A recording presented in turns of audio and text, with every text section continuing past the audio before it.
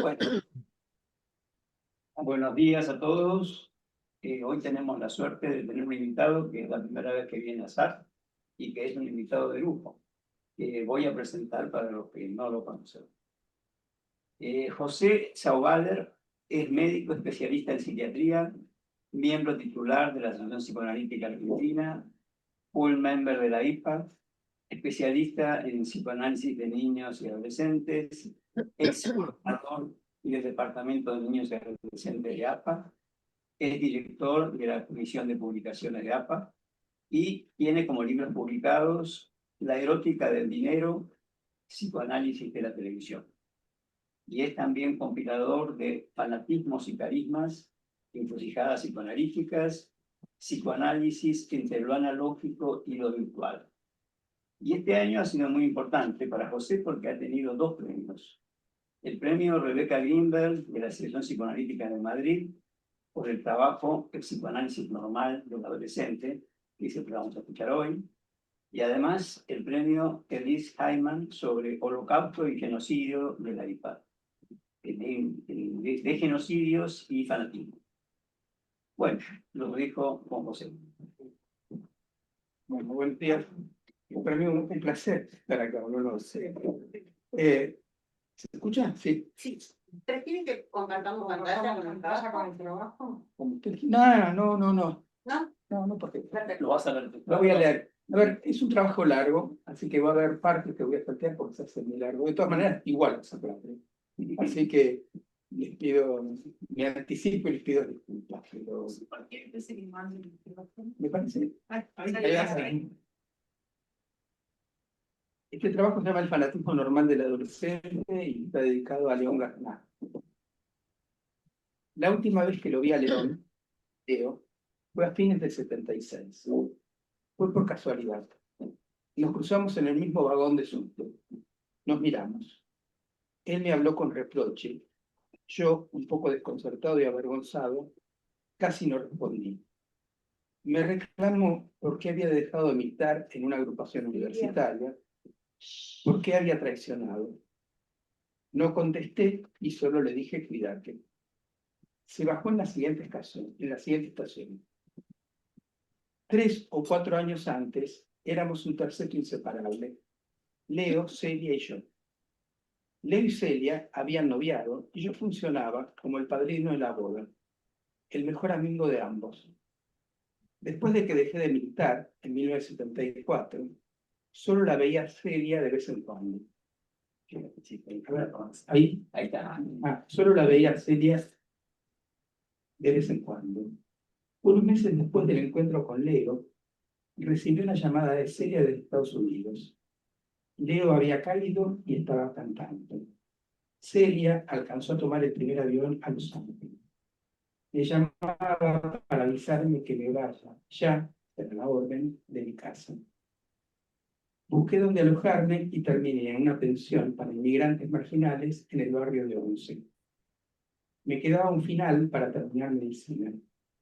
Dejé de cursar presencialmente, rendí libre, me recibí un sábado y el miércoles estaba volando hacia Europa, pensando que no iba a volver nunca más. Nunca me buscaron. 2 años después, la enfermedad de mi padre mediante, volví. Leo era un buenazo. Corríamos juntos para hacer deporte.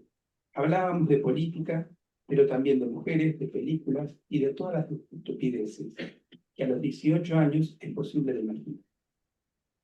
A los padres de Leo casi no los conocí. Vivían en el interior del país y habían comprado un departamento para que su hijo mayor pudiese estudiar en capital.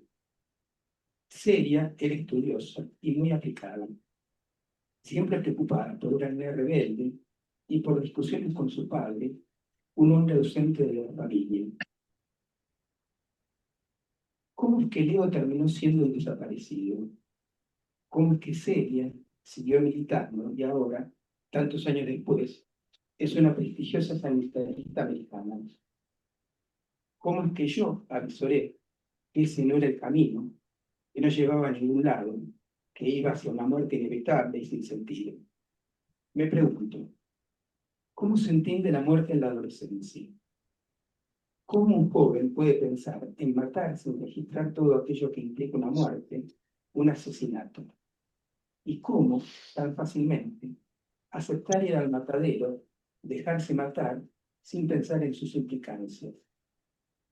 ¿Dónde está la función de autoconservación? ¿Dónde está la empatía con otros?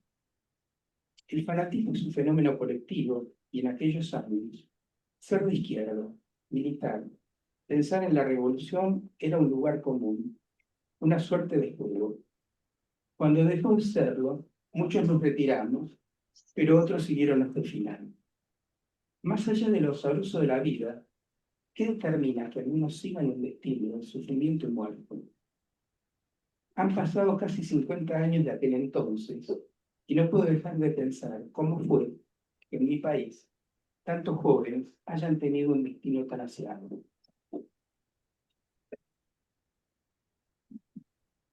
Las maneras de pensar, de sentir y de actuar durante la adolescencia son tan particulares que resulta muy difícil entender cuándo son parte de una evolución que requieren esta asistencia y cuándo son parte de una adolescencia normal. Así, puede haber locuras adolescentes transitorias que se resuelven espontáneamente, sin dejar grandes cicatrices, mientras que en otros casos pueden haber manifestaciones clínicas o subclínicas que requieran de atención terapéutica. En este trabajo deseo abordar la problemática de lo que defino momentos fanáticos adolescentes normales. Salté un poco. No todos los adolescentes están tomados por una pasión, y muy por el contrario, encontramos jóvenes a los que aparentemente nada les interesa. Sin embargo, en muchos, la idea máxima puede ser expresión de sus conflictos, pero también puede ser un modo de ir incluyéndose en un mundo que aún les resulta extraño u hostil. El problema surge cuando esta idea, con características fanáticas, queda congelada a lo largo del tiempo y, convirtiéndose en la única idea valiosa, toma toda su vida. Lo grave es cuando lo que comenzó siendo un pensamiento se transforma en un no pensamiento y ocupa todo el mundo, congelando su devenir. El fanatismo es una hidra de 1000 cabezas, una enfermedad de las creencias que se esparce como un virus y que puede atacar a cualquiera de nosotros.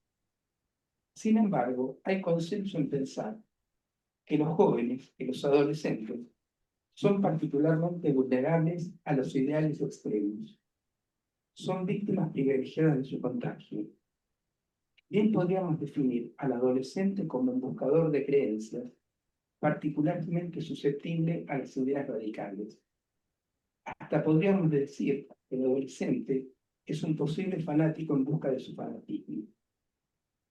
Su sistema inmune se presenta debilitado ante posibles ideas extremas. Por lo general, y con el crecimiento, este virus pierde virulencia y termina por apagarse. Por lo general, pero no en todos, y en algunos siguen infectados y se tornan contagiosos. Acerca del fanatismo. Cuando yo empecé a hablar, pensé en el fanatismo, pensé en esto, desde ya en mi vida, pero también pensé en los veganos, en el fanatismo de las chicas feministas, en el conjunto de fanatismos que uno puede ver en los adolescentes, cambiando las épocas, pero que siguen siendo tomados por ideas fanáticas, ideas extremas. Las dietas. Dietas, digamos, uno encuentra en los adolescentes actuales grupos de pensamientos fanáticos que pueden tomar los adolescentes. Acerca del fanatismo. Comencemos por preguntarnos acerca de cuál es la lógica de un pensamiento fanático. En algunos momentos parecen pensamientos neuróticos, lógicos y sometidos a la represión. En otros momentos se parecen a pensamientos psicóticos, cercanos a las ideas paranoides, donde predomina la desestimación. Junto a ellos podemos ubicar momentos de desmentida, donde prevalece lo perverso y lo psicopático. En un magnífico libro de Darío Sor y María Rosa Celeste Gazzano, llamado Fanatismo, un libro fantástico, Los autores hablan de áreas fanáticas de la personalidad y de zonas congeladas de no existencia dogmática. En este mismo texto, y siguiendo desarrollos de Beagle, postulan la existencia de elementos fanáticos gamma, junto a los clásicos elementos alfa y beta. Según estos autores, estos elementos gamma de pensamiento fanático provienen de una base autista que se opone a cualquier transformación, siendo un no pensamiento caracterizado por una única idea dogmática, una idea máxima. Para Sol y Gazzani, las características del fanatismo son la arrogancia, la estupidez, la obstinación, la infrahumanidad, el chismoseo y la inmutabilidad. El pensamiento fanático se opone a toda posibilidad de transformación en términos de bien. Posee una fe ciega y porta una sola idea máxima. Estos autores sostienen que lo fanático proviene de un núcleo autista que lo separa y aísla de la realidad. Salteo la bibliografía porque Haddad, Cazorla, hubo mucha gente que trabajó en el psicoanálisis, el fanatismo. Por mi parte, quiero señalar que todos estamos tomados por zonas de no pensamiento o por zonas muertas dentro de nuestro psiquismo, ¿no? Todos poseemos alguna de estas zonas mentales fanáticas en nuestro haber, ya que son parte de la estructuración de lo humano. El problema es cuantitativo. Cuando los pensamientos fanáticos ocupan un lugar central y articulan todo el creer, el sentir y el actuar de un sujeto, nos hallamos ante un fenómeno particularmente destructivo de su psiquismo y lamentablemente de la vida de otros. En el psicoanálisis es bastante habitual escuchar: yo creo en el psicoanálisis como si fuese una creencia fanática, y es indiscutible. Acerca de la pubertad y la apertura a las creencias. ¿Habrá posibilidad de hablar más alto? Sí, a ver ahí. Ubicarse la ubicación, ¿no? Ahí está, mejor. Ahí está mejor. Bien. Gracias. La adolescencia tiene un comienzo difuso, difícil de señalar, dependiente tanto del desarrollo fisiológico como del contexto cultural en donde el joven está inmerso.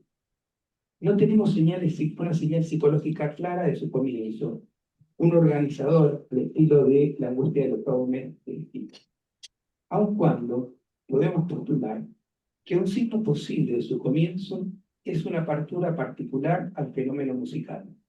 No sé si han visto, pero los chicos cuando se acercan a la pubertad escuchan la música de una manera distinta a como lo hacían antes. ¿Qué es lo que tiene de específico la pubertad? Lo puberal es el efecto que sobre el inconsciente representacional, afectivo y fantasmático se genera a partir de la aparición de la genitalidad puberal adulta. Los cambios corporales primarios, la aparición de la eyaculación y de la menstruación, junto a los cambios corporales secundarios, impulsan un momento asombroso, inédito y sin retorno a la complejización psíquica. La posibilidad de copular, de embarazar o de embarazarse, marcan un nuevo momento y llevan a que el complejo de Edipo y de castración infantil continúe su marcha hacia su sepultamiento definitivo. Es necesario señalar que la sexualidad que impulsa lo puberal es muy distinta a la organización genital infantil.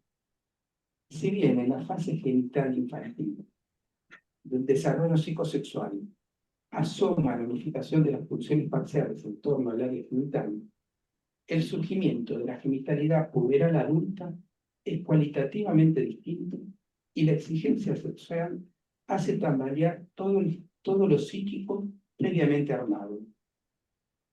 La sexualidad adolescente es un originario inédito que deberá ser procesado, metabolizado a través del armado de lógicas primarias y secundarias novedosas. La sexualidad puberal es heterogénea con respecto al psiquismo, y el trabajo de metabolización de dicha sexualidad implica transformarlo en algo pensable, sensible e incorporable al psiquismo. Pero esta heterogeneidad rompe lo previamente construido durante la infancia. Estoy siguiendo una línea de Pierre Bañet, pensando a la sexualidad puberal como un originario. Agreguemos, siguiendo desarrollos de Button, una complementariedad nueva que surge en esta etapa, la complementariedad pene-vagina. Podríamos decir que la erección peniana de la pubertad tiene un objeto preconcebido en términos de Bion, y este objeto es la vagina. De igual modo, diré que la vagina preconcibe el pene. Estas preconcepciones necesitan del encuentro con el objeto real para transformarse en realizaciones. Es necesario pensar la complementariedad pene-vagina en términos de creación de un originario, que debe buscar su representabilidad psíquica reordenando lo infantil.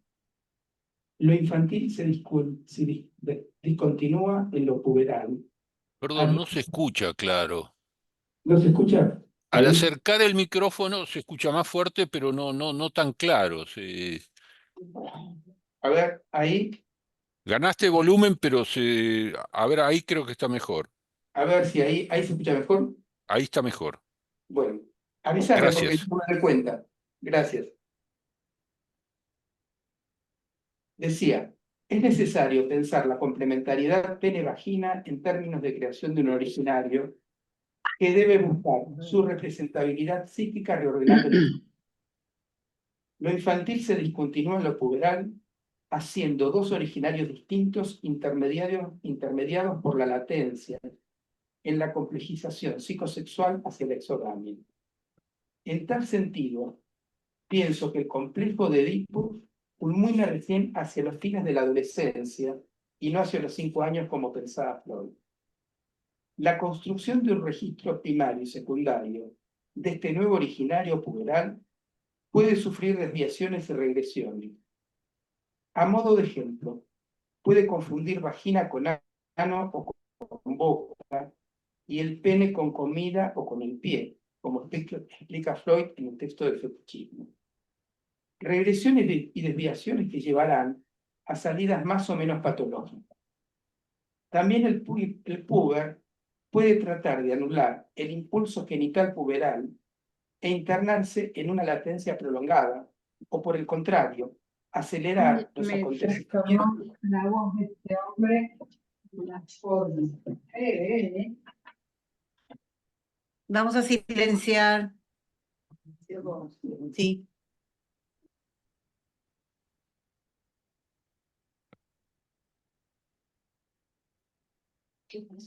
No, apareció el sonido esta postura de micrófono. Ahí, vemos ahí. Voy cambiando, alguna servirá. Yo sé que igual la computadora lo van a escuchar. Decía que también el puber puede tratar de anular el impulso genital puberal o internarse en una latencia prolongada, o por el contrario, acelerar los acontecimientos e intentar un salto a una pseudoadultez. Las variaciones psicopatológicas de la adolescencia son cuantiosas.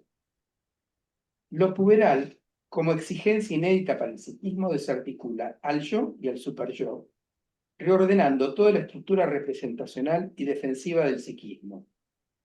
El niño había armado sus pilares identificatorios básicos más o menos sólidamente. Tenía una teoría acerca del nacimiento de los niños, acerca de su origen y su filiación, de lo que era placer y de lo que era displacer. De pronto, todo este saber trastabilla. La sexualidad puberal le indica que hay un placer distinto, novedoso, que desconocido. Sus padres dejan de ocupar un lugar que el niño les había asignado. El yo se hace más falible. Debe enfrentarse a los cambios corporales y armar nuevas representaciones corporales. Ahora el cuerpo posee una carga erótica para sí mismo y para los demás que previamente desconocía. Junto a estos cambios en la sexualidad y en la necesidad de representarlos, se cuela la idea de muerte. No solo los padres han de morir, sino que también su fin está preanunciado. descubre que las decisiones que vaya tomando irán marcando a fuego su futuro y habrá elecciones irreversibles. Tiene que aceptar que el nacimiento y la muerte son eventos que ya no dependen de su deseo. Podría pensarse a algunos intentos de suicidio adolescente como una manifestación reactiva omnipotente, un querer decir yo soy dueño de mi propia muerte, una suerte de rebeldía ante el descubrimiento doloroso de su dependencia y de sus incapacidades. El yo ideal sufre una transmudación. Si hasta la pubertad el niño tenía un registro particular de qué significaba ser His Majesty the Baby, poseía una idea determinada de qué era el estado de completud narcisista, el estado de no tensión y de no falta. A partir de la pubertad, este estado ideal cambia. Ahora, el yo ideal exige una descarga pulsional diferente que incluye la sexualidad genital. El yo ideal, cargado de líbido y hostilidad hacia todo lo que podría perturbar su omnipotencia, es proyectado a figuras sociales que ocuparán el lugar de líderes carismáticos incuestionados. También el ideal del yo entra en crisis. ¿Como quién debo ser? ¿Cuál es el modelo? ¿Qué es lo valorado y qué es lo degradado? El proyecto identificatorio debe rearmarse y para ello es necesario definir qué será lo valorado y qué será lo degradado. La autoobservación, función superyoica, se vuelve hacia el propio cuerpo de un modo diferente. La mirada hacia sí mismo y hacia los otros se genitaliza. Se comienza a valorar atributos eróticos previamente desconocidos. La crisis del ideal del yo y la sobrevaloración del yo ideal llevan a que la conciencia moral también sea cuestionada. ¿Qué es el bien y qué es el mal? Se pierde la claridad que se podría haber tenido en la infancia. Es necesario pensar la relación entre el yo ideal y el ideal del yo como una cupla de fuerzas que hace girar al narcisismo. Entre los niños, a medida que el ideal del yo se va definiendo y catequizando, el yo ideal va disminuyendo su preeminencia. Sin embargo, al comienzo de la adolescencia y ante la desarticulación del ideal del yo, se produce un refuerzo del yo ideal. Esta sobreinvestidura narcisista se manifiesta en los cambios de humor puberales y en la sobrevalorización y admiración de determinadas figuras sociales. El yo ideal es proyectado sobre estos personajes buscando una manera de poder representarse. Muchas veces esta sobreinvestidura narcisista conlleva un incremento de la libido homosexual. Paulatinamente, a medida que el yo se fortalece y se arma un nuevo ideal del yo con objetos socialmente valorados, el yo ideal cede su catactización. Pensar al ideal del yo y al yo ideal como una cupla de fuerzas permite evaluar la retracción narcisista del joven. Es largo, lo siento. Heroicidad adolescente. He dicho que el fanatismo es una patología de las creencias. La necesidad de creer es un fenómeno propio de la condición humana. Todos necesitamos certezas sobre las que edificar nuestro mundo. Aún más, es posible definir provisoriamente a la psicosis como la caída de alguna de esas certezas de los pilares identificatorios básicos que sostienen al yo. Así, el esquizofrénico duda y se pregunta sobre quién es, el paranoico duda sobre quién lo persigue y el melancólico duda sobre quién lo quiere. Sobre estos pilares, soportes de la relación del yo con el mundo, cuando estos pilares, soportes de la relación del yo con el mundo se pierden, el yo se desmorona. El fanatismo surge como una estación anticipatoria, luego lugar de rescate ante la posible caída del pilar identificatorio referido a la afiliación. Para mí esto es importante, lo vuelvo a leer detenidamente. El fanatismo surge como estación anticipatoria, lugar de rescate ante la posible caída del pilar identificatorio referido a la filiación. Cuando asoman dudas sobre el origen, el extremismo funciona como una suerte de muleta, otorgando tanto un origen como un futuro posible, imbuido al sujeto de certezas filiatorias para obturar la sensación de orfandad. El fanatismo no solo se ampara en la masa, sino que también obtiene una filiación, una pertenencia. Cuando yo fanáticamente digo supongamos soy de Racing, cosa que es cierto, me identifico con la academia en un origen, no solo en el cuadro, sino en toda la historia, y adquiero una suerte de identidad filiatoria en Milito y el resto de los grandes héroes de Racing. La eclosión de la pubertad, de lo puberal, pone en duda el andamiaje creado durante la infancia. Ya no se puede seguir creyendo en lo que antes se creía. Todo se convierte en un enigma desconcertante. Las creencias del mundo infantil se pierden y el futuro, aquello esperable al joven, es aún una incógnita, muchas veces intolerable. ¿Qué cuerpo tendré? ¿Qué objeto sexual elegiré y me elegirán? ¿Cómo será mi futuro? ¿Cuáles son mis intereses, mis deseos? ¿Quiénes serán mis rivales, mis enemigos? Nada de esto se sabe. Faltan los saberes que se irán construyendo con el tiempo y con el vivir. Surge entonces una pregunta central. ¿Cómo se metaboliza este originario puberal? ¿De qué manera transformamos aquello que el cuerpo nos impone para convertirlo en pensamientos para ser pensados? La respuesta es la creación de un mito personal heroico. Todos los humanos vivimos sumergidos dentro del relato que nos hacemos de nuestras vidas y que tienen un valor mítico. Nos contiene, justifica nuestro pasado, nos ofrece un futuro. Este mito personal, esta suerte de historización propia, comienza a construirse en la pubertad. Hay un momento donde el joven empieza a poder decir cómo fue, cómo es y cómo desearía ser. Los retazos de recuerdo se hilvanan y se arma una suerte de continuidad que unifica al yo. Si al comienzo de la latencia se produce la amnesia infantil, con la pubertad se rearma una historiografía que enhebra el presente y el futuro con el pasado. Si uno le pregunta a un chico de 7 años o de 6 años, puede contar cosas del pasado, pero no puede contarse a sí mismo. No va a decir, yo a los 4 años o a los 3 años era. Si uno le pregunta a un chico de 14 años, va a decir, a los 7 años fui al colegio y yo era tímido y ahora soy... O sea, a partir de la pubertad se arma una historiografía que es un mito propio en el cual cada uno de nosotros vivimos. Si algo de este mito cae, el yo trastabilla.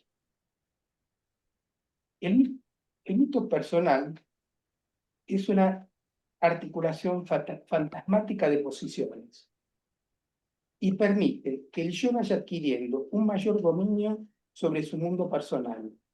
El héroe, es decir, el yo, debe probar su valía, su coraje y sus capacidades. El pasaje a través de estos posibles desafíos, que siempre son sufrientes, al modo de las estaciones del mito de Ulises, le permite transformarse y ser ilusoriamente alguien nuevo y libre. Cualquier novela que se ve, el hombre araña, uno lo puede entender como un mito puberal.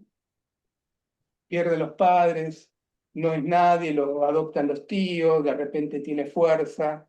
Uno, si ve las series, los relatos, son relatos míticos personales, como la Guerra de las Galaxias, es un mito. El mito puberal es efecto de la articulación y posible derivación y posibles derivados de las fantasías primordiales postuladas por Freud. Comienzan en una situación de paz, de tranquilidad familiar, fantasía de retorno al vientre uterino, que es perturbada por una situación de seducción, escena primaria, surge una lucha donde el joven puede perder la vida, fantasía de castración, para finalmente, y habiendo superado todas las pruebas, avanzar a un nuevo estadio, un estadio extrafamiliar. El eje central y sentido del mito puberal, con su fantaseo consciente e inconsciente concomitante, es lograr la representabilidad de la sexualidad genital adolescente y concomitantemente elaborar la culpa erítica y las fantasías incestuosas infantiles para poder así asumir su sexualidad adulta. Por lo general, el héroe comienza en un lugar pasivo, admirando a alguien que se ubiquen como modelo, para luego pasar a una posición activa en relación a su mundo pulsional y hacerse cargo de sus deseos. Un poquito. Una condición para que el fanatismo se consolide es que el yo ideal conserve toda la omnipotencia propia del fantaseo adolescente y que el ideal del yo no llegue a conformarse sólidamente, que quede dependiente de un yo ideal proyectado. La consolidación de la fantasía heroica está en la base del pensamiento fanático y no habría posibilidad de fanatismo si no se logra ubicar a algún personaje con una ideología extrema en un lugar de yo ideal. Mi hipótesis es que muchas veces los jóvenes, en su deshacimiento del mundo infantil, articulan una fantasía heroica donde proyectan su yo ideal. Esta proyección del héroe, representante del yo ideal, sobre un personaje socialmente valorado puede dejarlos durante un tiempo sometido al arbitrio de dicho líder social. Entiendo este momento vital como parte de la evolución natural del adolescente. A medida que se consolida el yo, este sometimiento al líder carismático tiende a disminuir. Es necesario remarcar que en estos momentos adolescentes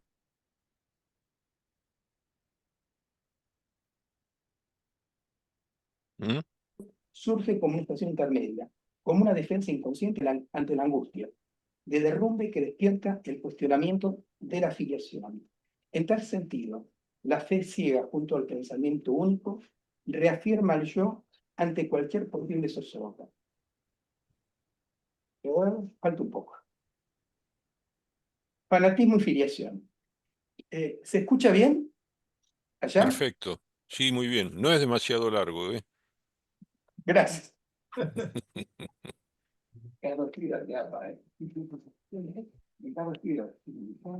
Fanatismo y filiación. Freud nos enseñó que el narcisismo no es un estado no es solo un estado dentro del desarrollo psicosexual del individuo, sino que también es el momento de constitución del yo como instancia psíquica. El yo se construye mediante un doble mecanismo de identificación con el otro ubicado en el lugar de modelo, es decir, con quien cumple la función maternante y da consistencia y significado al infant, y mediante el mecanismo de discriminación de este otro, con el cual previamente se había identificado. Así, adhesión y deshacimiento son movimientos conjugados en el armado yoico. Como efecto de este ir y venir de las identificaciones y de los rechazos a estas identificaciones propias del estadio oral y anal, el sujeto se va construyendo. Desde ya, esta edificación yoica no es de una vez ni para siempre, sino que se desarrolla con avances y retrocesos a lo largo de la infancia y de la adolescencia. Es necesario remarcar que el proceso de discriminación, de separación de los otros, de los diferentes, de los no yo, tal discriminación no es sino una cuota de agresividad, hasta de violencia.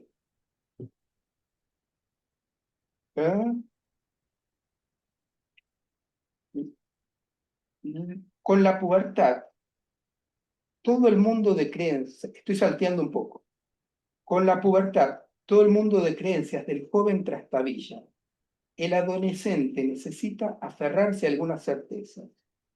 Mi hipótesis es que los pensamientos fanáticos adolescentes ofrecen un sostén de rescate cuando se cuestiona el pilar identificatorio básico de la filiación. Se abren así dos posibilidades que, aunque parezcan opuestas, deben pensarse como similares. El joven rechaza toda su herencia y asume una ideología opuesta a la familiar. Los guerrilleros que fueron hijos de militares, para decirlo de alguna manera, cosa que pasó en la Argentina, o los hijos se pliegan irreflexivamente a la creencia de los padres, huyendo de todo cuestionamiento, y cuestionan a los padres por no ser suficientemente consecuentes, como pasó en el cristianismo, donde los hijos denunciaban a los padres. Las ideas heroicas imbuidas por la culpa de la sexualidad puberal suelen tener una estructura apocalíptica. Ningún futuro venturoso es posible a menos que su sufrimiento sacrificial mediante se purifique el alma. En los pensamientos apocalípticos, como en la adolescencia, la amenaza mayor está proyectada en el futuro. Los apocalipsis se hacen fuertes ante las desesperanzas. Freud nos enseñó que en la melancolía hay la pérdida de un objeto, por lo general desconocido e inconsciente, y cuya sombra, es decir, lo que previamente este objeto iluminaba, invade el yo. En los casos de los momentos apocalípticos, la pérdida central es la del futuro. El futuro, como proyecto identificatorio, ya no existe y no es alcanzable. Detrás de todo pensamiento fanático hay una idea apocalíptica escondida a la que el ideario ideal, al que el ideario totalitario intenta dar consistencia.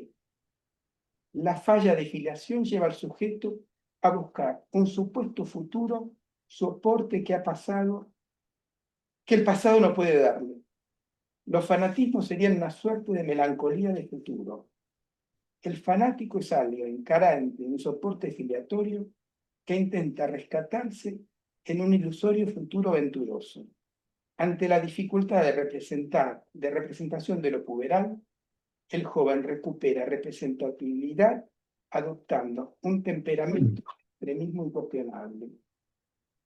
Para decirlo fácilmente, si se acuerdan del Tercer Reich, él iba a construir un mundo por los próximos 1000 años. El planteo era apocalíptico. Este mundo tiene que ser destruido, la maldad se acerca.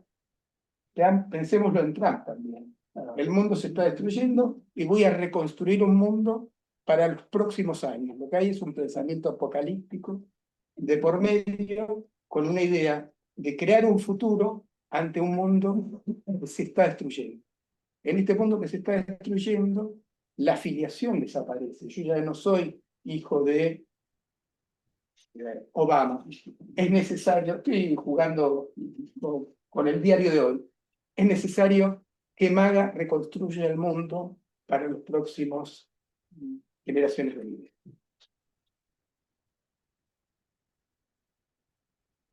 O sea que tras todo fanatismo está escondido el apocalipsis. Hubo apocalipsis desde el comienzo de los orígenes, de Gilgamesh para atrás, la idea de el arca de Noé, digamos, a lo largo de las generaciones uno puede ir señalando los momentos de apocalipsis que ha habido, qué sé yo. La peste en el 1400 era apocalíptica y era culpa de los judíos que habían envenenado el agua de los pozos, y entonces hubo una persecución a los judíos para recomenzar el mundo de nuevo. Y así sucesivamente. Las ideas apocalípticas son básicamente dualistas. Dos fuerzas se enfrentan, las del mal y las del bien. Las fuerzas del mal prevalecen al principio, por lo general comandadas por un demonio, para que finalmente el bien triunfe ligado a una figura mesiánica que posee una particular relación con el Creador. En general, los apocalipsis están precedidos por una culpa. Supuestamente algunos, desde ya está proyectado en los otros, los diferentes, los extraños, han cometido pecados imposibles de ser expiados, y esta culpa debe ser pagada. Un cúmulo de afrentas condena al pueblo a un intento a un intenso pero necesario sufrimiento para que, al final de los días y luego de un calvario inenarrable, triunfe el bien para los justos. Así, así suele proponerse en sacrificios para que renazca la buena ventura. Las fantasías heroicas adolescentes tienden a poseer esta estructura apocalíptica y permiten tramitar la culpa edípica con un rescate final. Estas ensoñaciones son el sostén del fanatismo normal del adolescente. Voy a ir terminando, no queda mucho. El contagio del fanatismo. Habría dos mecanismos básicos de contagio fanático, uno vertical y otro horizontal.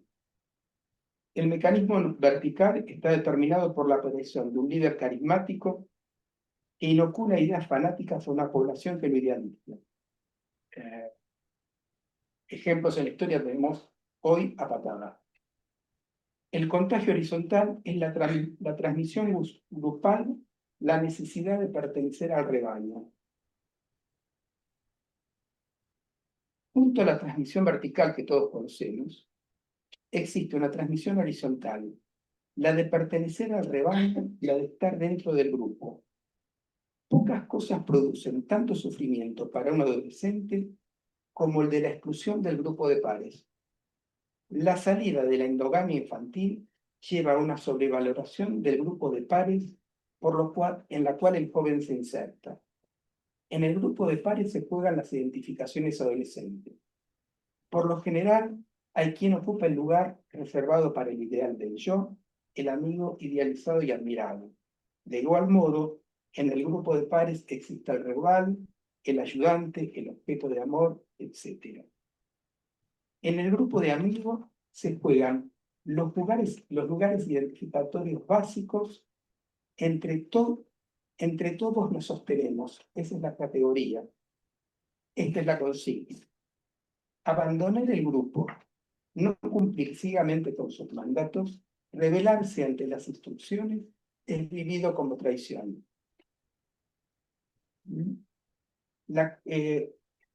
El concepto de traición es central en las lógicas fanáticas. Todos pertenecemos al mismo grupo, al mismo partido, tenemos el mismo objetivo en común. Romper con el grupo fanático es traicionar el pacto fraterno homosexual. Es pasar a formar parte de los enemigos. Más aún, es ser el mayor de los enemigos, porque supuestamente ya había sido iluminado por la llama de la verdad. Es el que sabe las claves del grupo de pares y el capaz de revelarlas al contrincante. Esto es importante para pensar en la adolescencia. Más allá de la idealización de una figura carismática, la idea de romper con el grupo de pares, todos estamos aliados, es particularmente doloroso. El quedarse sin amigos es pasar a ser un paria.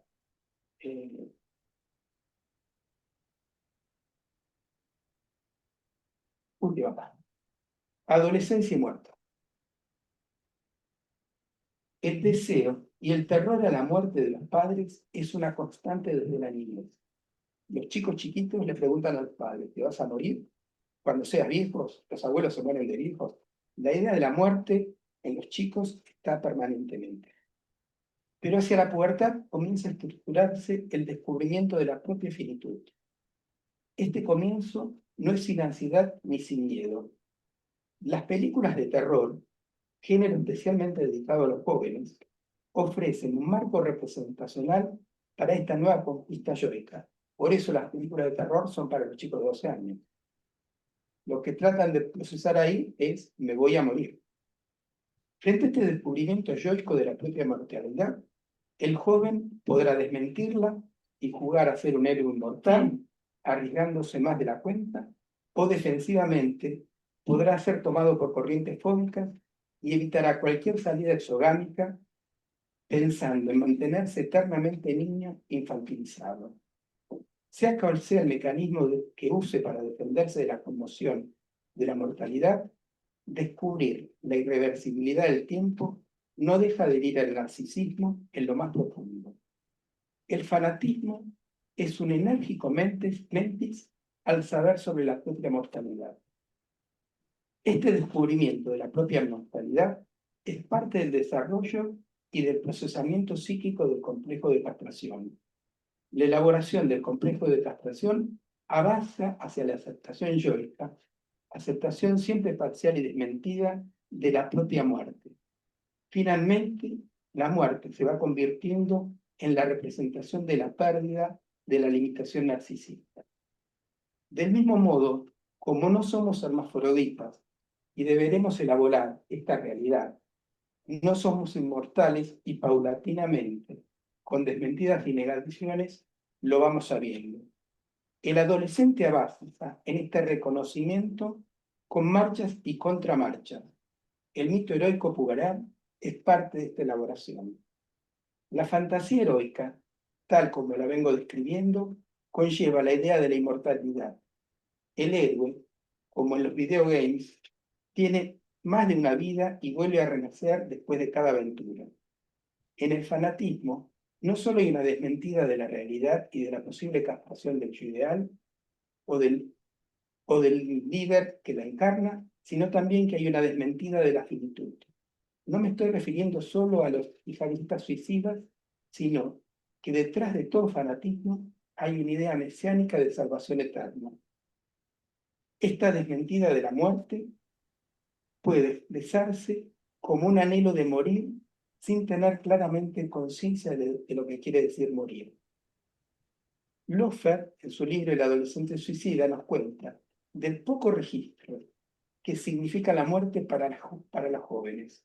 Tiene una serie de citas, por ejemplo. La muerte puede significar cosas diferentes para el adolescente. Muchos tratan de matarse y sin embargo se comportan como si algo de ellos fuera a permanecer vivo, o esperan inconscientemente una resurrección. Algunos intentan destruir, agotar o hacer que algo de ellos se duerma sin intención de matarse. La noción de muerte puede simbolizar muchas cosas en la adolescencia. Y Todorov, en un libro Frente al Límite, dice: para el heroísmo, la muerte es un valor superior a la vida. Solo la muerte, tanto la de uno como la de otros, permite alcanzar lo absoluto. Sacrificando la vida es una prueba de que se ama más al ideal que a la vida misma. Sigo con citas que no las voy a citar para no hacerlo tan largo. Último punto: adolescencia normal y fanatismo normal y anormal en la adolescencia. Las dificultades a las que el joven debe enfrentarse en la conquista de la exorgamia son múltiples. Representar sus cambios corporales y representar la nueva sexualidad que se le presenta. Redefinir su yo ideal y el ideal del yo. Conquistar lógicas racionales que hasta ese momento no estaban a su alcance. Explorar y aprender a vivir en un mundo extrafamiliar. Reconocer su propia mortalidad, etcétera, etcétera. En todas ellas está la de aceptar su filiación y su finitud. Luego del rechazo puberal a los padres, el joven deberá ir reconciliándose con su origen.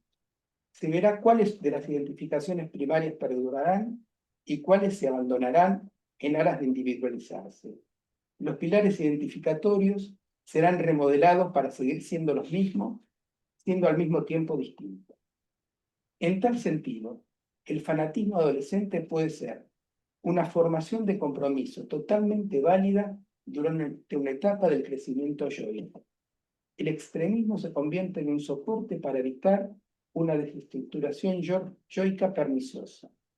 El creer firmemente en alguna ideología y el armar un destino posible puede servir como estación de rescate ante la sensación de claudicación yoica. Los riesgos que se presentan en estos casos es doble. Por un lado, están las acciones que estos jóvenes, que ya son autónomos físicamente, pueden llevar a cabo arriesgando sus vidas o las de las demás o el futuro. El segundo riesgo es quedar congelados en esta caracterización fantasmal, fanática. En tal caso, en lugar de estación intermedia, se corre el riesgo de que sea el final del recorrido. el pensamiento extremista porta un rito giratorio que limita la autonomía del sujeto y que le puede ser útil mientras el joven reordena su mundo interior para enfrentar la salida exogámica. Quedar pegado a una idea fanática, imaginando una salida heroica, es un modo de desmentir la limitación de la vida, un modo de defensa ante lo nuevo, un fracaso en la elaboración de lo puberado. Destacar. Bueno, muchísimas gracias, José. Vamos a pasar ahora al comentario que va a ser. También de algo. Bueno, Fanático. la licenciada Graciela Cervato es un miembro de la casa que todos conocemos, pero bueno, en el Zoom puede haber alguien que no la conozca. Ella, por supuesto, es miembro de SAP y formada en SAP, y hace 4 años que está conmigo en la comisión científica como secretaria. No me dejo con ella.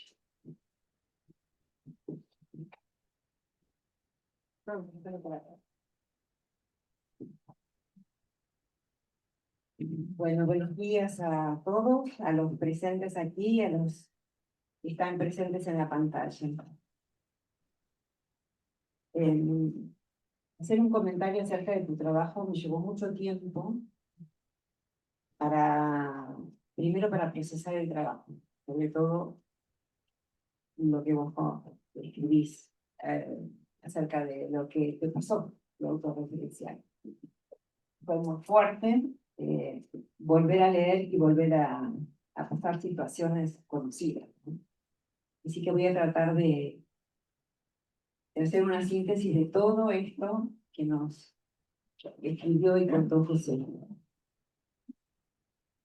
El autor comienza su trabajo relatando historias de una época muy conflictiva de nuestro país, aquellos años 70. Difíciles que han atravesado y marcado fuertemente a toda esa generación y a las que continuaron.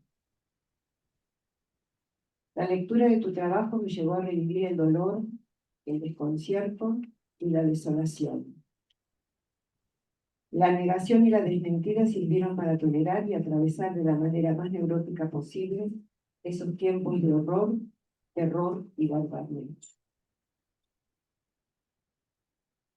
¿De qué manera me preguntaba, ¿no? ¿De qué manera esta experiencia te afectó a vos para que diera lugar a dedicarte todo el tiempo a trabajar con niños y adolescentes y a escribir este trabajo? ¿Habrá una articulación posible entre los adolescentes fanáticos de los años 70 y los actuales? Aborda una problemática central de la adolescencia, la búsqueda de identidad y pertenencia, y los riesgos que conlleva cuando esta necesidad se canaliza en formas rígidas y absolutas. El fanatismo aparece como un fenómeno que atraviesa tanto lo social como lo psíquico, ofreciendo al adolescente un refugio frente a la incertidumbre, pero al costo de clausurar la posibilidad de un pensamiento singular. Sauvalle plantea que el fanatismo en la adolescencia surge como un mecanismo defensivo frente a la angustia que le provoca el proceso de individuación. Sabemos que el término fanatismo ha evolucionado del latín forum, templo, lugar sagrado. Fanaticus designa originalmente al servidor del templo, alguien consagrado al culto de una divinidad. No tenía un sentido negativo, sino religioso. Era el que participaba de los ritos y ceremonias. Luego sufre una transformación en la antigüedad romana. El término fanático pasó a designar al que estaba poseído por los dioses. Se usaba para los sacerdotes que parecían actuar sobre un delirio religioso. En Roma comenzó a adquirir un matiz de exaltación irracional. En la Edad Media pasó a los grupos religiosos que eran considerados excesivos o iluminados en disputas sobre las nuevas corrientes del cristianismo. Aparece la idea de creencia ciega y de devoción extrema. En el siglo XVIII, periodo de la Ilustración, es en esta etapa donde la palabra fanatismo adquiere un sentido moderno. Voltaire, en su diccionario filosófico en 1764, lo define como una enfermedad de la religión que conduce a la violencia y a la intolerancia. No se asocia solo a la religión, sino a toda creencia dogmática que niega la razón. Pregunto, en la posmodernidad, ¿el término fanatismo tuvo algún cambio? El autor se propone entender algunas de las causas de esta vulnerabilidad extrema adolescente y diferenciar momentos de fanatismo adolescente normal de otros que comienzan a ser patológicos. El pasaje de la infancia a la vida adulta exige tramitar pérdidas, aceptar la falta y sostener la incertidumbre. Frente a esta exigencia, el fanatismo ofrece la ilusión de una pertenencia absoluta, donde todo queda respondido por un líder, un grupo, una causa o una idea. El pasaje de la infancia a la vida adulta exige tramitar pérdidas.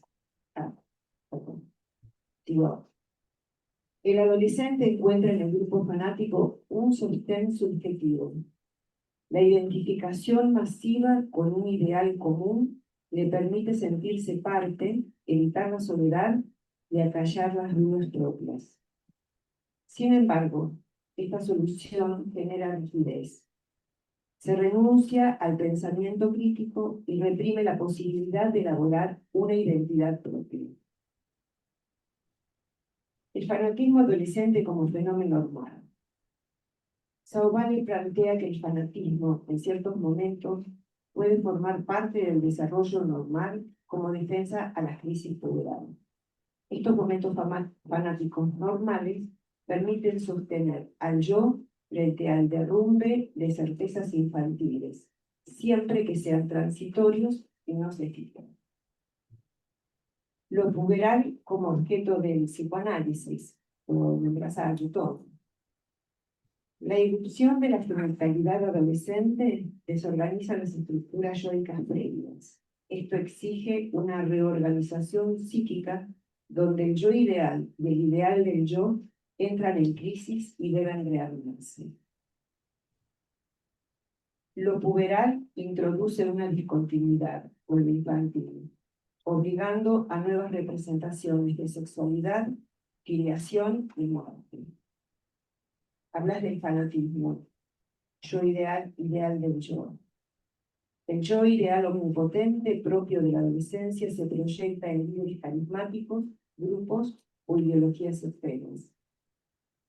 Si el ideal del yo no logra estructurarse, el yo puede quedar sometido al yo ideal, proyectando, generando vulnerabilidad fanática.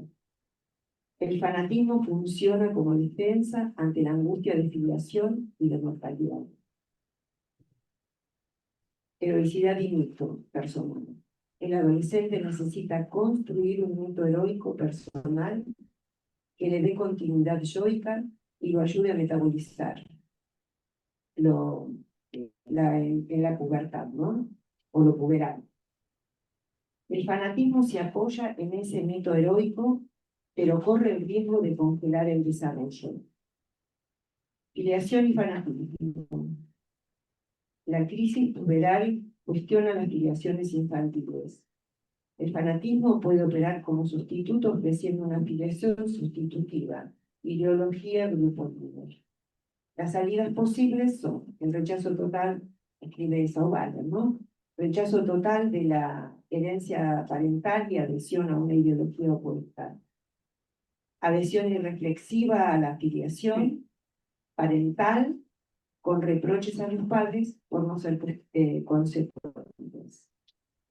El contagio fanático. Vertical o horizontal. Vertical, vía un líder carismático que ocupa el lugar del ideal, y horizontal, vía el grupo de pares y la necesidad de pertenencia. La traición se vive como atentado contra la afiliación grupal y produce intensas reacciones.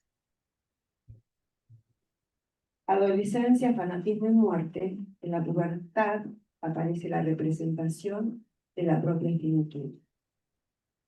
El fanatismo es un mentis a la muerte, con fantasías de inmortalidad heroica. El riesgo que el mito heroico se cristalice en un ideal tanático. Haces una diferenciación entre el fanatismo normal y patológico. Lo normal funcionaría como una estación transitoria de rescate yoico, mientras se rearman las identificaciones. El patológico, cuando el adolescente queda fijado, renuncia a la capacidad de pensar y se entrega a un pensamiento único destructivo. Bueno, los ejes centrales que vos tomaste fue el fanatismo, que puede ser, como ya lo dije, lo poderal, el yo ideal proyectado en líderes, el mito, el fanatismo, sustituyendo la afiliación de la orfandad psíquica, el contagio fanático, la relación con la muerte, y la diferencia clave es que el fanatismo normal lo mencionas como una etapa de pasaje, mientras que el fanatismo patológico es una fijación destructiva. Para ir terminando, y concluyo con algunas preguntas. El análisis de Sauvaler muestra que el fanatismo adolescente no es un fenómeno accidental ni superficial, sino una forma de respuesta ante la angustia estructural del crecer. El desafío para la práctica clínica, esto es un desafío, ¿no? Para la práctica clínica, educativa y social. Y el desafío sería acompañar a los adolescentes para que puedan sostener la falta y la diferencia sin necesidad de recurrir a las soluciones paráticas. ¿Cómo favorecer procesos de subjetivación que integren pertenencia y singularidad, evitando que la búsqueda de seguridad derive en la renuncia del pensamiento propio? Cuando planteas el fanatismo adolescente como una formación de compromiso y transitoria, ¿qué indicadores clínicos te permiten diferenciar con claridad entre el fanatismo normal y uno con riesgo de fijación patológica? Digo una más y les dejo a todos intervenir. Al introducir el concepto de lo puberal como objeto psicoanalítico, ¿cómo entender que este fenómeno se articula con la construcción del mito heroico adolescente y con el riesgo de cristalización fanática? Hasta aquí mi comentario. Bueno, muchas gracias, Graciela. Lo que queda ahora es preguntarte, José, ¿querés responderle? Bueno, a ver, no sé si puedo responder. No, la idea es, ¿querés Oh, más preguntas no. o no? Puedes responder. Hay un Sí. comentario. Cerramos este. Vamos, ¿algún también? ¿Agregamos preguntas o comentarios? Hola, hola, se escucha bien. Yo no sabía si quería responderle a... No. Los comentarios. No, lo mío es breve. Primero, la felicitación por un magnífico trabajo. Conozco bastante de la obra de José. Participé en un libro que vos compilaste, exactamente. No, tres cosas. No me hagan chiste con tres, ya se lo voy a dejar. La primera me hizo recordar mis comienzos en la psicoterapia de adolescentes.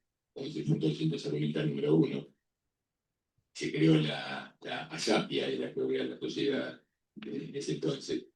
Estábamos todos un predominio del Nobel y Averasturi y los duelos, el tema de todos los días, con la idea de que además un enfoque terapéutico del adolescente era, en el Centro de Salud Mental número 1, era grupal, salvo estuviera complicado. O sea, lo primero era el día absolutamente grupal.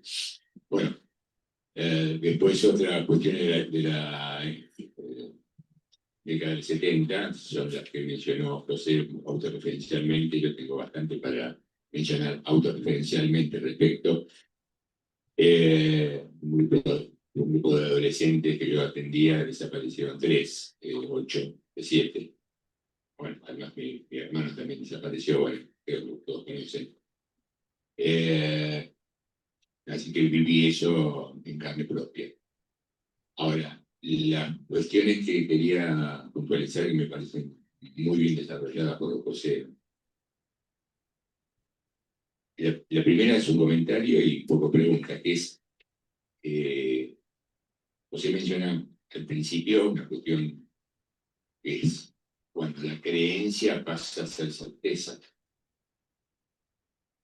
Yo lo que pregunto, comento, porque es un tema que he discutido en otros ámbitos, es lo que en cierta forma puede considerarse una etapa intermedia, que es el gran problema de la diferenciación, es cuando la creencia se transforma en convicción, diferenciada de certeza.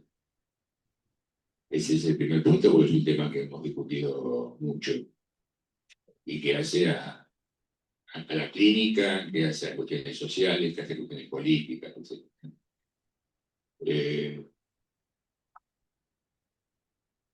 Yo soy fanático de San Lorenzo, o sea, soy rival de José. No sos de Independiente, así que se tolera. Bueno, se tolera.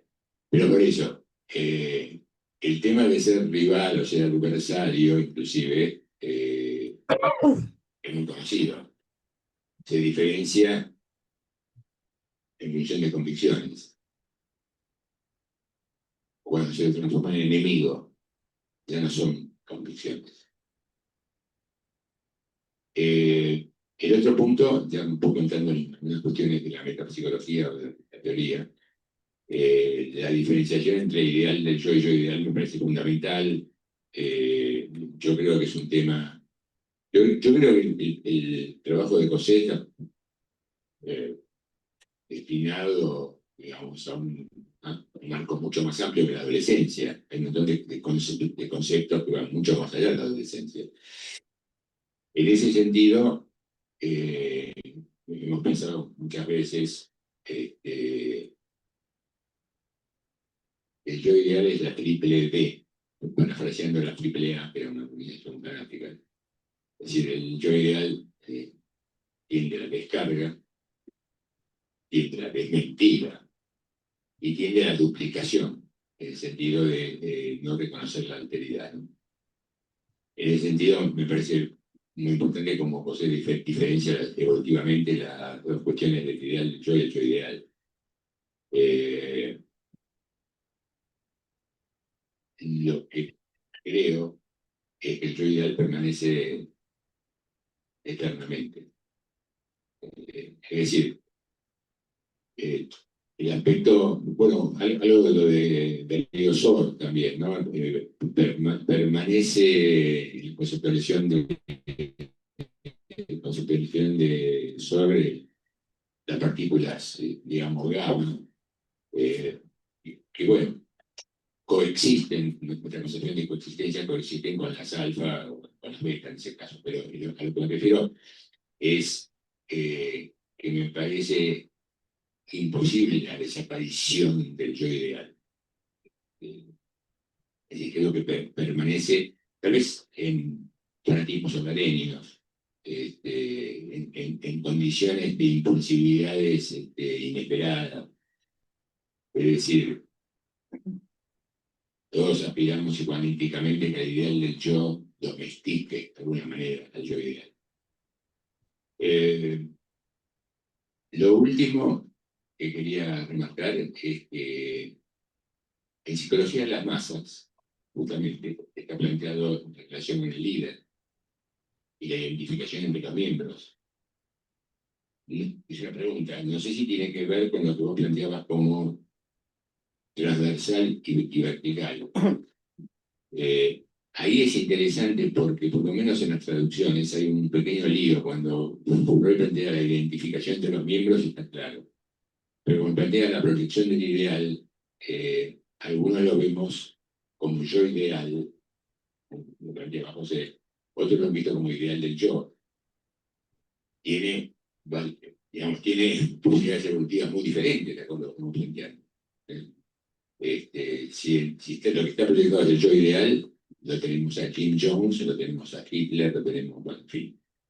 Y lo que está proyectado es el ideal de yo, la posibilidad de fuertes convicciones, ya no son sinónimo de certezas y pueden tener posibilidad de cambio. Bueno, eso también es una inquietud, una pregunta que va más allá de la adolescencia, me refiero.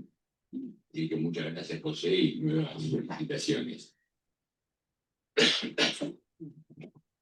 Bueno, no creo que pueda responder, puedo decir lo que pienso. Es lo mismo. Asociado. Bueno, primero creo que yo acuerdo con lo que dice Rubén, creo que el yo ideal no desaparece y todos tenemos un lugar de fanatismo. Todos somos fanáticos, yo creo que la cuestión es siempre cualitativa, cuantitativa. O sea, el dominio que el fanatismo toma y abarca la vida. Creo que todos tenemos esa necesidad. A ver, cuando yo hablo del mito individual, todos necesitamos creer. Yo creo que soy hijo de mi papá, de mi mamá, que vinieron de Rusia y que se encontraron acá y tengo toda la historia y sobre esto he construido un mito. Perdón, me olvidé decir que nuestras madres se encontraban en hebraica. Nuestras madres se encontraban en hebraica. Exactamente. Entonces, tengo un mito. Sobre este mito he construido mi vida que puede ir variando más o menos. Si de repente descubro que no soy hijo de mi mamá y si no soy hijo de empleada doméstica, voy a empezar a trastabillar algo de mi ser. O sea, hay mitos que yo necesito construir y que el adolescente construye, yo creo que en la pubertad, y reafirma en la puerta, que determinan su identidad. Y que no tienen que ser cuestionables. No son cuestionables porque el cuestionamiento de esto implica psicosis, implica una fractura del yo. Ahora, estos mitos, este mito, que tiene algunos pilares identificatorios, esto lo estoy basando en Pierre Lanier, que es el placer, que es el displacer, cuál es el origen, cómo vienen los niños, son limitados. Si este mito abarca a todo el mundo y todo lo que tiene que ser y todo lo que fue, entre unas lógicas más psicóticas, más fanáticas. Entonces, algo del fanatismo todos tenemos. Siendo psicoanalistas tenemos un poquito más que el resto, porque el psicoanálisis es bastante poco demostrable, tiene más que ver con creo en el inconsciente, entonces en el creo entramos en las convicciones, y la discusión acerca de si las convicciones hay que sostenerlas o demostrarlas, estuvo la Sandler acá, entonces la pregunta es, bueno, ¿con convicciones acá alcanza o tiene que ser demostrado? Pero este es la discusión en torno a ese psicoanálisis. Pero me parece interesante lo que dijo, que no es lo mismo un rival que un adversario, que un enemigo, y no es lo mismo, digamos, una creencia, una convicción o una certeza. Son diferencias justamente que marcan en qué lugar estamos. Graciela preguntó por indicadores clínicos. Los indicadores clínicos creo que tienen que ver, si uno tiene un paciente joven, por la capacidad de pensar. O sea, el paciente viene con una suerte de certezas. Y uno le plantea en algún momento alguna diferencia. Y uno ve cómo reacciona ante la diferencia. Yo tenía un paciente que su vida era Boca. O sea, no se podía hablar de otra cosa que no fuese Boca. Y si Boca perdía, lloraba, y 2 días no iba al colegio, y si Boca ganaba, era un diablo en la escuela porque cargaba a todo el mundo.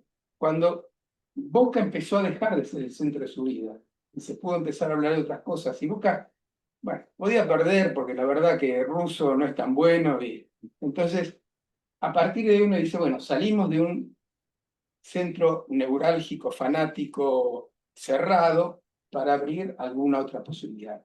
Si no se puede salir de esto, estamos en problemas. Esto diría, bueno, ¿cómo se sabe? Y se sabe probando. Probando a ver hasta cuánto tolera alguna diferencia o hasta cuánto toleramos nosotros alguna diferencia. Quiero decir, porque creo que esto que yo hablo de la adolescencia es algo que nos pasa a todos. Hay algo que yo le invité a Rubén a escribir un libro que cuando estaba como director de la Comisión de Publicaciones que se llama Fanatismos y Carismas. El asunto es bastante más difícil definir lo carismático, no el fanatismo. Porque lo carismático no es lo seductor, o sea, uno rápidamente empieza a pensar lo carismático en lo histérico y en lo seductor, y es otra cosa.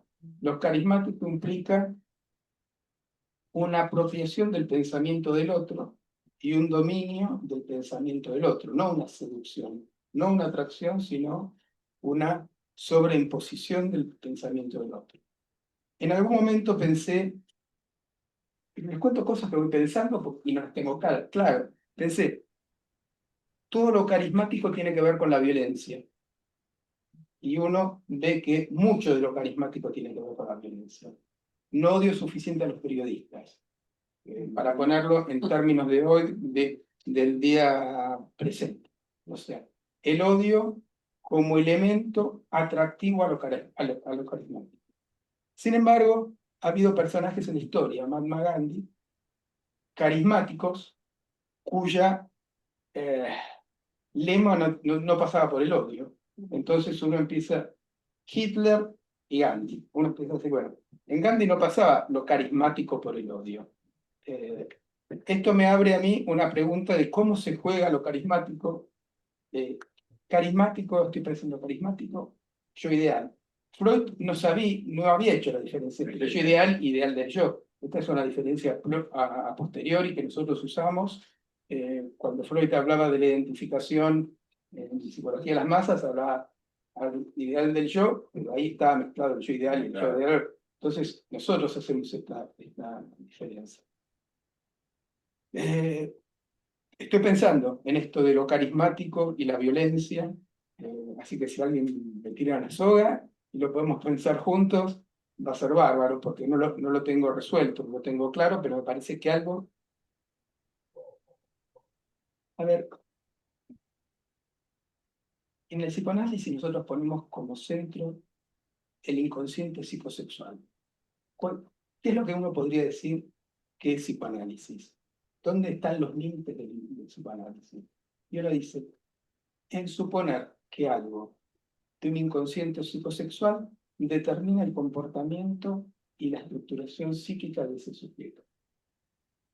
Cuando digo psicosexual, puedo decir desde Lacan hasta Freud, que es distinto, hasta Kring, que es distinto, aún me puedo extender a Melanie Klein, que suponía más la destructividad y no el inconsciente psicosexual, para ser honesto, pero trataba de incluirlo como complejo de Edipo positivo. Entonces trataba de meter la sexualidad por ahí, aunque ella pensaba en una lógica en torno más a la destructividad. Ahora, el hombre se mueve solo. Yo estoy hablando de cualquier... A ver, son los pensamientos que tengo. Esto es mi semana. Esto es lo que estuve pensando esta semana. ¿El hombre se mueve solo por la psicosexualidad? ¿O habría que incluir las lógicas Foucaultianas y pensar en el poder y la violencia? El hombre se mueve por muchos motivos. Desde el psicoanálisis lo pensamos por la psicosexualidad. Para pensar carisma, tengo la sensación, carisma, yo ideal, me parece que el psicoanálisis no alcanza y habría que incluir algunos otros desarrollos teóricos en la línea del poder, del dominio, del sometimiento. Digamos, Foucault y sus desarrollos, articulándolos para pensar algo de la transmisión vertical del fanatismo.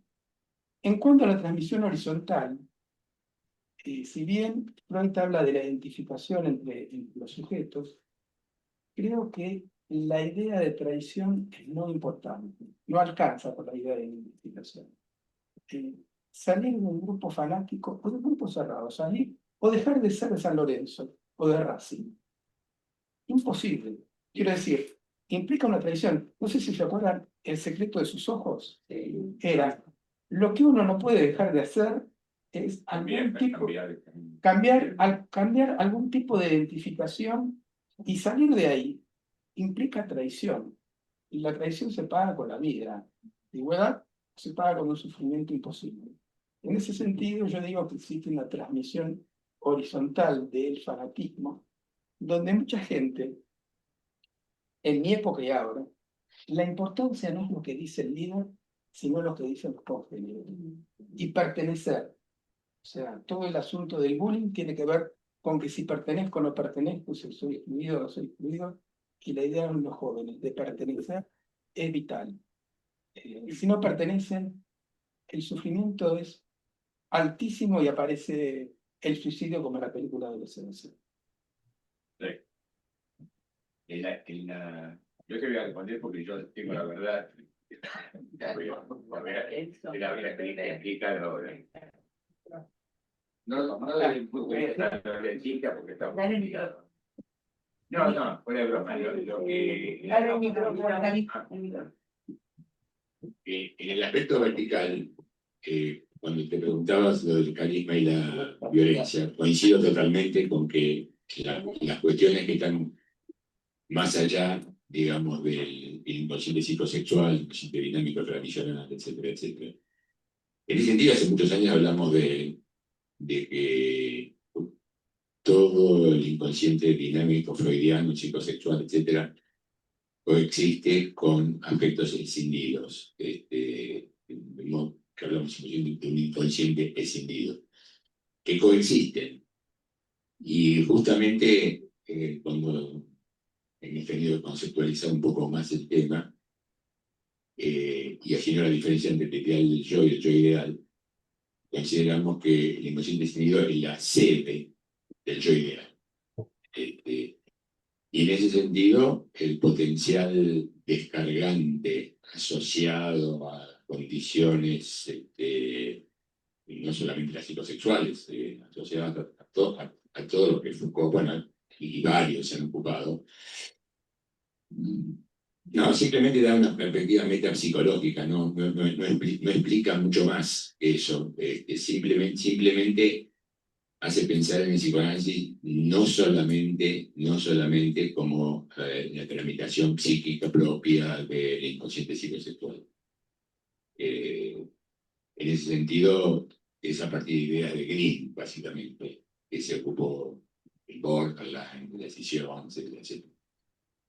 De modo que el predominio del rescindido, digamos, metapsicológicamente, facilitaría una condición carismática violenta. El predominio. Otra vez, cuantitativamente, teoría, es lo mismo que, bueno, no quiero simplificarlo, pero es lo mismo que predomina el yo ideal, como dice lo mismo. Pero ese yo ideal proyectado, búsqueda de poder, bueno, en fin. Yo creo que el ejemplo mileísta que trajiste, si hay que odiar más a los periodistas, es muy bueno, muy bueno. Es muy didáctico para entender varias de estas cosas, porque puede perderse el carisma violento. Puede perderse desde el punto de vista de su repercusión social, ¿no? Tal vez en la cabeza de la persona no se pierda nunca, pero puede perderse. Y eso depende de factores globales, en términos generales, grupos sociales. Bueno, Para seguir pensando, ¿no? Mágicamente pensando un poco más allá, a partir de una concepción teórica de coexistencia entre lo inconsciente reprimido, resuelto, y el consciente decidido. En ese sentido. Ana, Padre. Ana Fabre, tenés la palabra. Muchas gracias. Quiero agradecer a José Ricardo la revisión que hace de el fanatismo y cómo lo piensa desde distintos lugares y recurre a varios autores y hace un compendio muy interesante de cómo el fanatismo se juega en la adolescencia y es un trabajo que me parece muy rico. También me pareció muy bien, desde mi punto de vista, que tomara a Guitton, a Philippe, para hablar de lo que él llama pubertario, no puberal, lo pubertario, así. Lo que pasa es que lo tradujeron mal. Eso nos lo dijo el propio Guitton a nosotros. Tuvo un pleito con la editorial. Bueno, él trabaja todo eso como un momento que efectivamente es fundante y va a marcar una diferenciación en la vida de alguien. Pero también creo que es peligroso que dejemos de lado pensar que muchas cosas libertarias, no libertario en el sentido que ustedes lo tienen, sino muchas cosas de libertad, más bien dicho en mexicano, muchas cosas de libertad se han basado en el esfuerzo de los adolescentes. Los adolescentes estudiantes en Alemania hace 1000 años protestaron porque había una serie de medidas restrictivas y salió una canción maravillosa que se llama Los pensamientos son libres. Y creo que es así. Creo que hay una cosa preocupante cuando se habla de un furioso deseo de sacrificio que trabaja mucho la escuela francesa, cuando los chicos salían de Francia para ir a apoyar a ISIS, que sería una muestra de lo que usted habla del fanatismo y de cómo está una cosa de no pensamiento y donde predomina la H y la K sobre de la L y se cae en una situación donde van justamente a ser muertos, atrapados en un líder carismático justo por el odio, como tenemos ahora a un personaje muy importante nosotros en nuestras espaldas, y que es alguien que se ha apoderado de todo y que ha entrado a destruir las universidades, los sistemas de salud y todo eso. Ya ven que van a prohibir las vacunas, por ejemplo, va a reaparecer la polio y una bola de cosas que me parece que es muy preocupante. Entonces, por un lado, quiero agradecerle muchísimo toda la revisión que hace, que es muy rica, y también decir que tenemos que pensar en esta cupla que usted menciona, como muchas veces se ha basado en movimientos juveniles, la liberación de un pueblo, de un dictador. Muchas gracias. Primero Karim. Karim, ¿cómo es? Presentate. Karim. Presentate. Bueno, mi nombre es Karim, soy de la Sociedad Psicoanalítica de Mendoza. Y apellido. Nombre y apellido. Nombre y apellido, también me pusieron.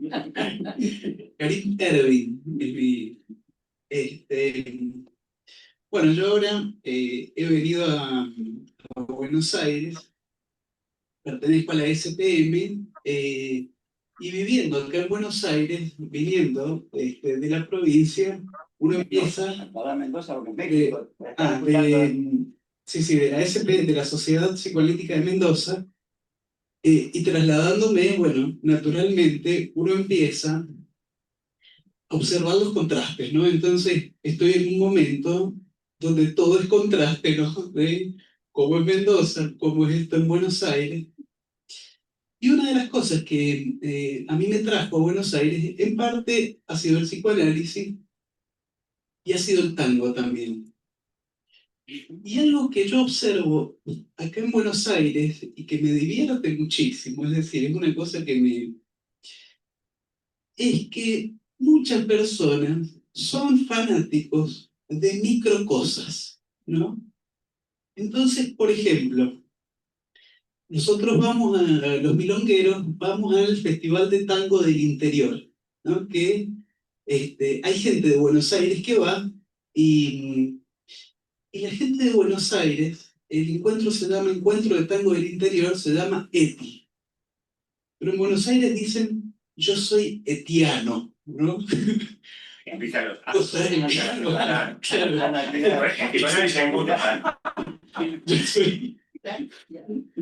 yo soy etiano, ¿no? Cosa que a mí nunca se me hubiese ocurrido definirme a mí mismo como un etiano, ¿no? Pero hay una anécdota que cuentan con Pugliese, entonces dicen, soy pugliesiano, y está San Pugliese, ¿no? Entonces, me gusta Pugliese, pero nunca se me hubiese ocurrido elevarlo a la categoría de santo. Escuchaban al dueño de una casa de tango en Palermo los otros días y dice, esos 10 minutos en los que vos vas a estar abrazado a otra persona van a ser los 10 minutos más importantes de tu vida. Entonces, es una cosa, y bueno, y esto de volverse hincha de las cosas, ¿no? Una chica me decía, soy fan de la ciudad. Esto de volverse fanático de microcosas, a mí acá me llama la atención, me sorprende, y me preguntaba, primero si estos son fanatismos, que no creo que respondan de raíz a una idea fanática, pero qué características también tiene que tener una sociedad para producir más o menos sujetos más fanáticos y más hinchas. Eso me preguntaba.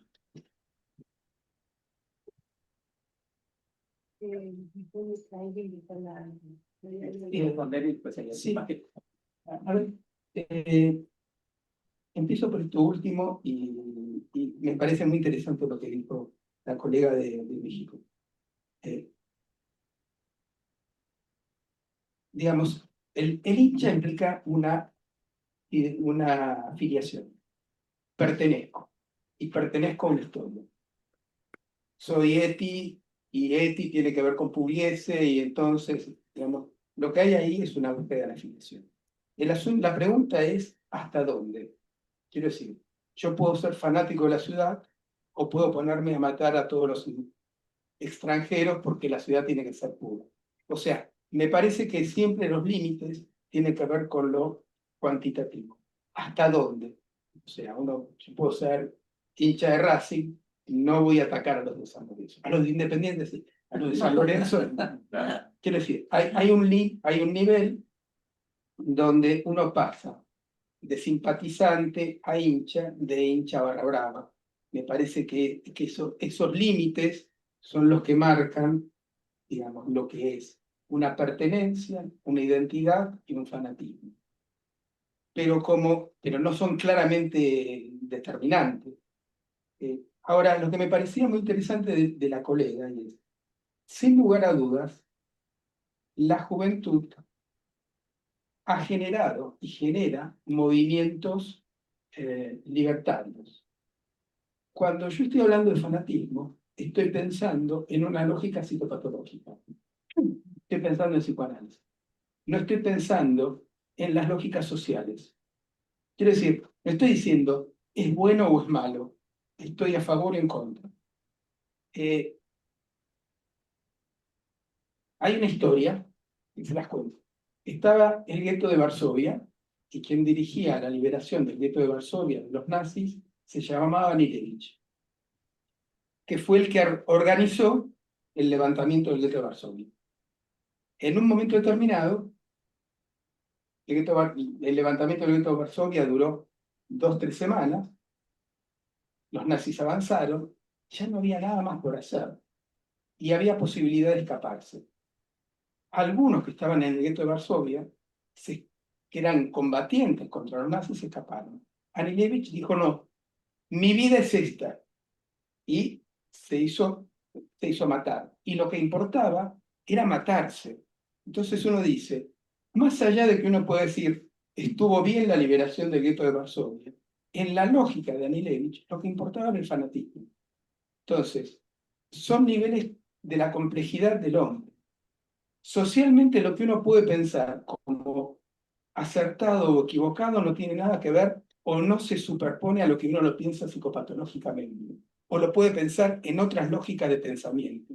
La complejidad del hombre nos da para no decir todo esto es bueno y todo esto es malo. Puede haber fanáticos que socialmente hayan ayudado a liberaciones, como puede haber fanáticos que socialmente hayan generado Pol Pot y la destrucción de Camboya.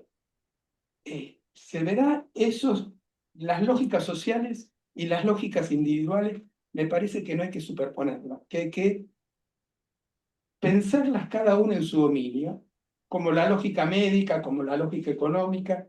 Esto implica la complejidad del hombre. Si no, reducimos todo tratamos de hacer un reduccionismo que no es válido. Le damos la palabra a Ricardo Espíbar. Sí, gracias, Osvaldo. Em, Te agradezco, José, la exposición. Se ve que llevas años trabajando en esto, lo cual te permite hablar con mucha claridad y profundidad. Mientras te escuchaba, yo pensaba en las similitudes con las ideas de las adicciones. Viste que a veces se dice que fulano es fanático de tal club o de tal persona y también es adicto a tal cosa.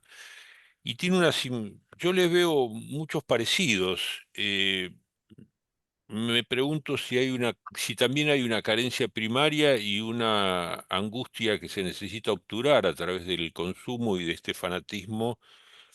Vos hablabas de la idea apocalíptica, y yo me pregunto si la idea apocalíptica no es esa carencia primaria, ese vacío que se pretende obturar, ese vacío identitario que se pretende obturar con el fanatismo. También cuando hablas del pertenecer, ¿no? Los chicos nos hablan que cuando van a las previas o en los boliches, el que no toma alcohol queda excluido totalmente, se queda solo. Este, y, y si quería preguntarte si en el trabajo, en el consultorio, esto se enmarca en la idea de la clínica del vacío, más que de la clínica de la falta, ¿no?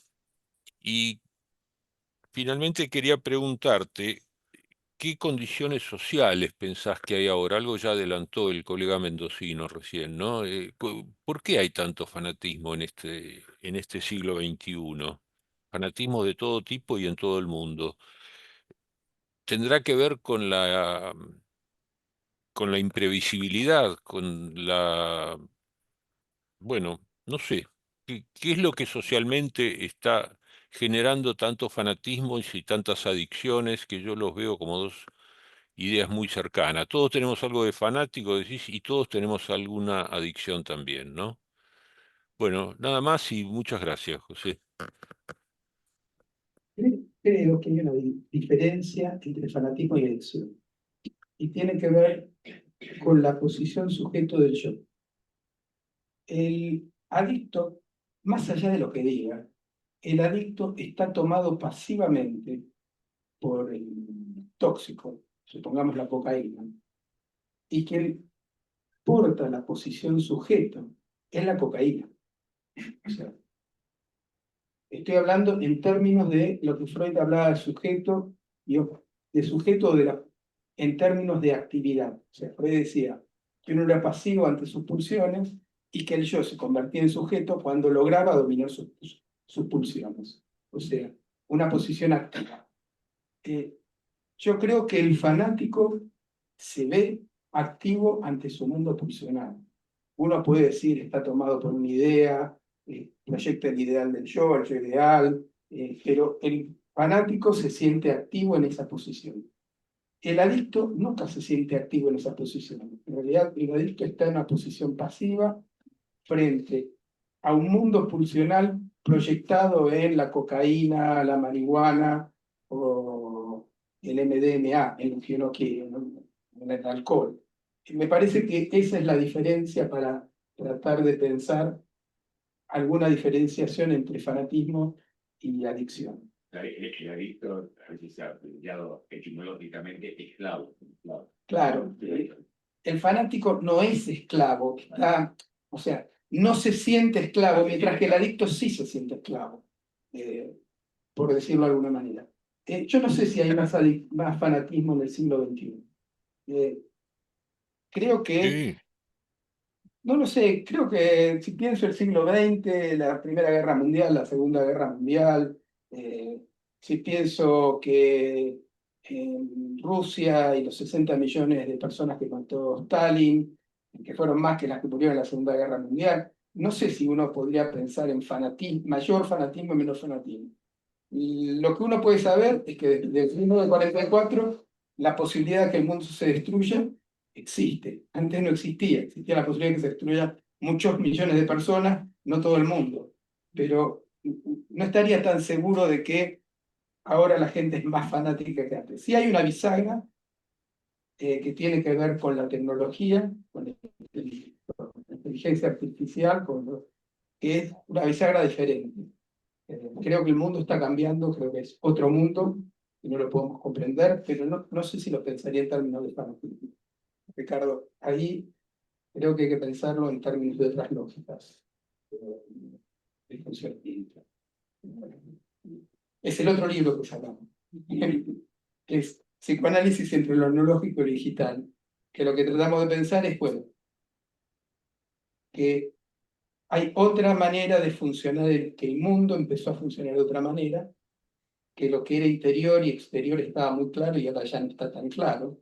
El off o el on, uno no sabe si funciona en on, en off, o es una cinta de Moebius donde el on y el on es continuo. Digamos.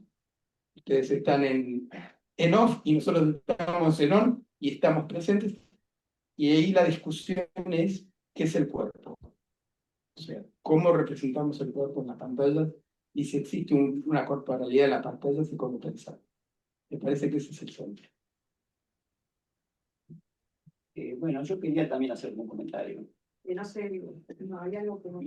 Ahora, escucho un poco. Dame que no puedo.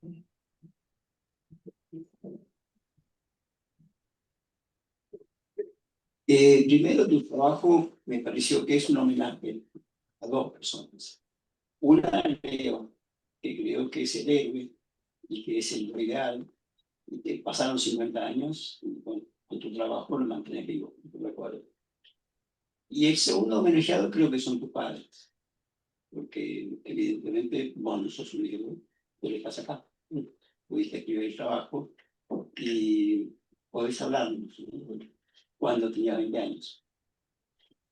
Y me parece importante traer, digamos, como vos lo insinuaste, Graciela también, ¿cuál sería en este momento, digamos, algo semejante a lo que vivimos en los 70?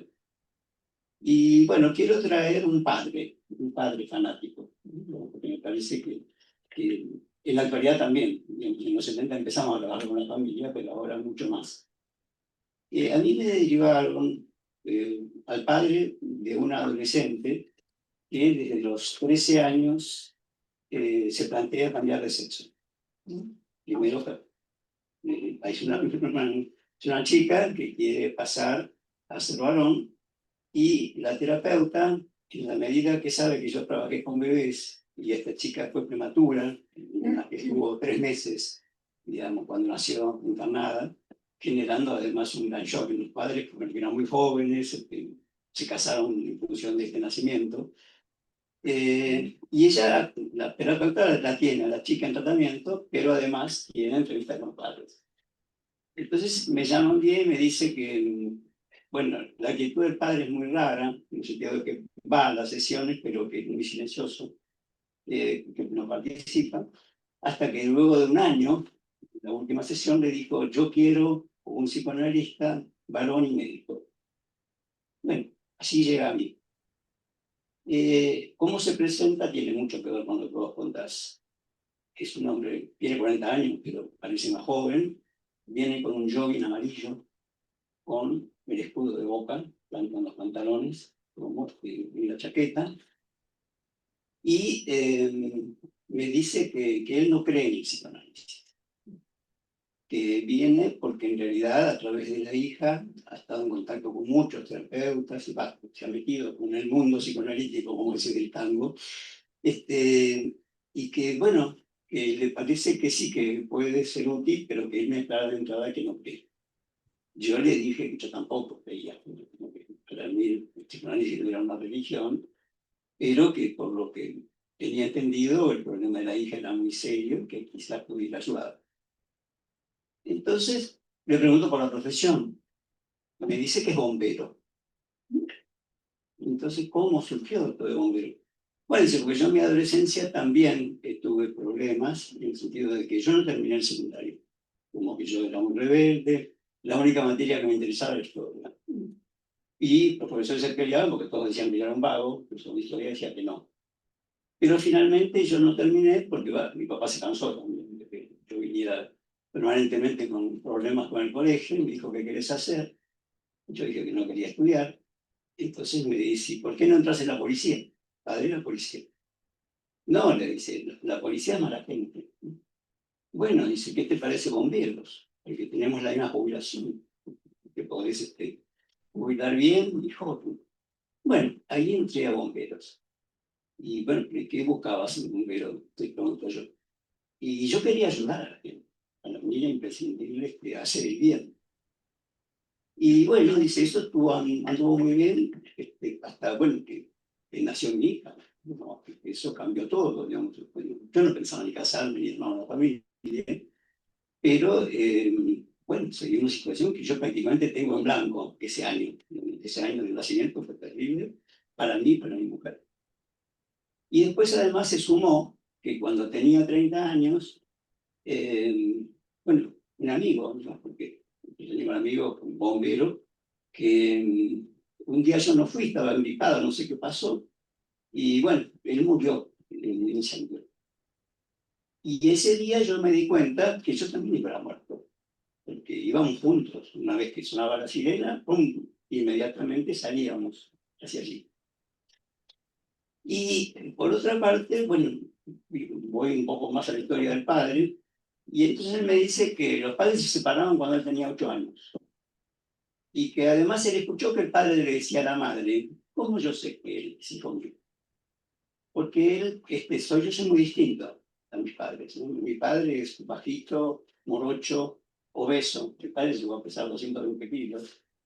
El hermano también. Y él es blanco, que lo cubro, pero realmente sí, es muy diferente. Se parece a la rama materna, a un tío materno. Y lo vinculado de Bernstein sería.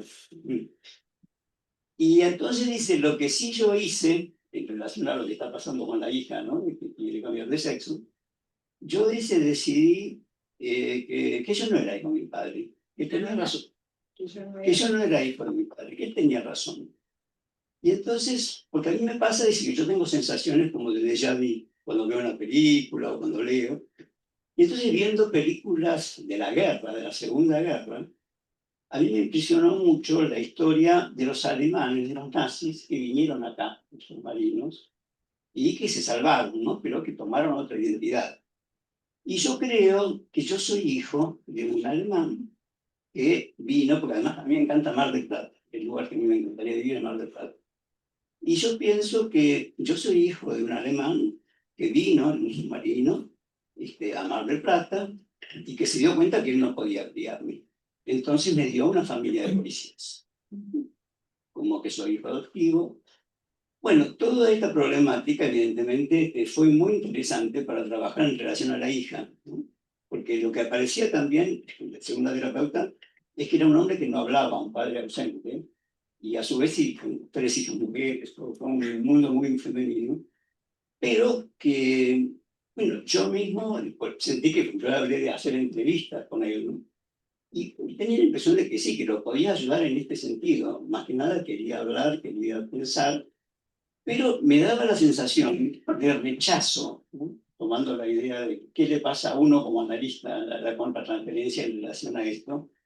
Yo pensaba que era algo que no, sí que lo podía ayudar muy puntualmente, pero que era en otro mundo, otro cuadro. Bueno, por otra parte, lo de Boca apareció, él tenía el único abuelo que tuvo, no le daba pelota porque el abuelo era de San Lorenzo, con lo cual dijo, sos de Boca, no, no hubo relación. Ese me parecía todo muy drástico, muy distinto. Y es más, me llama de vuelta la terapeuta y me dice, porque yo le hablaba como de entrevista, no una función de entrevista, nunca hablé de tratamiento. Y me llama el terapeuta y me dice, Eduardo, ¿qué pasa? Porque el paciente dice que vos no lo vas a tomar. Ujú. Y está cambiando espectacularmente, habla, interviene, etc. Sí, la sensación que yo tuve era como que se podía ayudar muchísimo a una persona que en principio sí aparecía ligada, tomando esto que vos declaráis, lo destructivo, lo no destructivo, como que armó una historia, pero para hacer el bien. Y que sí, quizás por ausencia, por retracción, aparecía no asumiendo un rol que si uno lo estimulaba, sí, por rezarlo. Bueno, este es mi aporte a la familia del fanático. Lo que yo diría, yo diría es, no sé por qué la nena quiere cambiar a varón, la psicopatología de ella no la sé. Lo que sí, en relación al trabajo. Algo que le dice que sí, yo tampoco lo sé, ¿no? Pero ella le dice que vestida de varón se siente más segura. Sí, quiero decir, habría que ver cómo se permitió. Lo que aparece claramente es este hombre que no se siente o no se sintió hijo de su padre, habrá que ver si lo es o no lo es, construye un mito. El mito es que es hijo de un alemán. Este mito le da identidad. Si uno le dijese, bueno, no sos hijo de un alemán escapado de la guerra de un nazi que vino en el submarino, sos hijo de un judío de la Shoah que vino, habría que ver qué es lo que pasa con la estructuración de este, quiero decir, con el mito que él armó.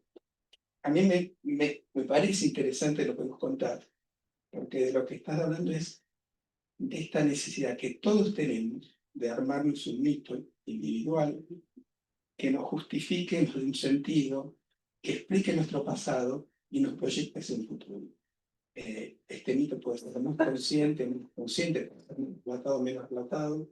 Es el mito que se arma en la pubertad de la adolescencia y es indispensable que todos los armemos.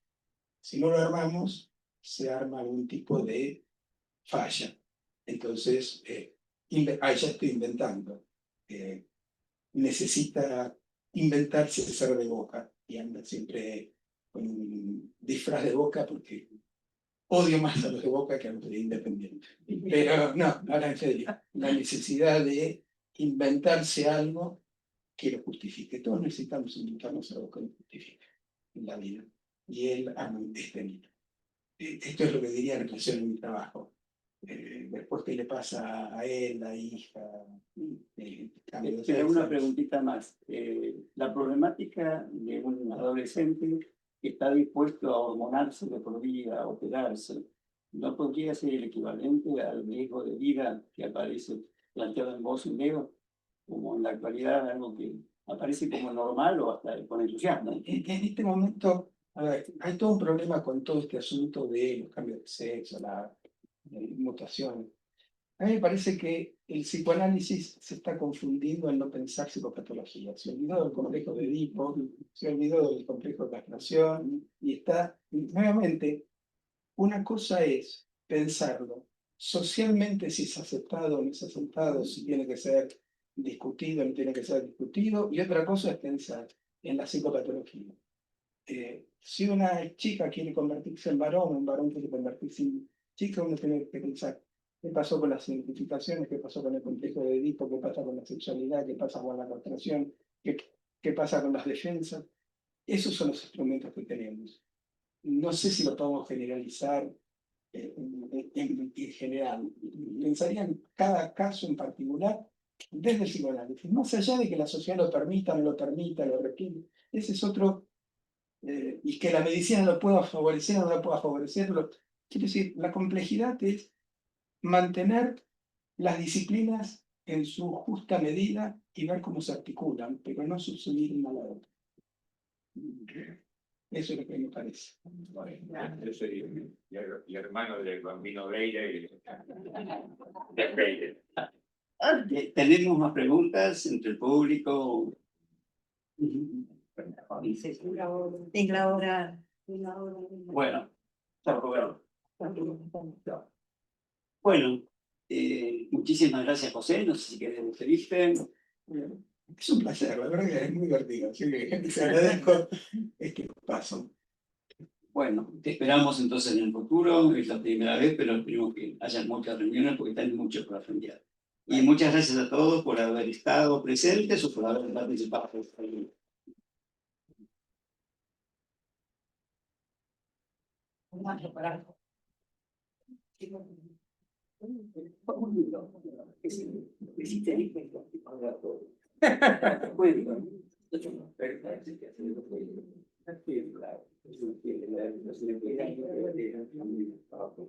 Entonces,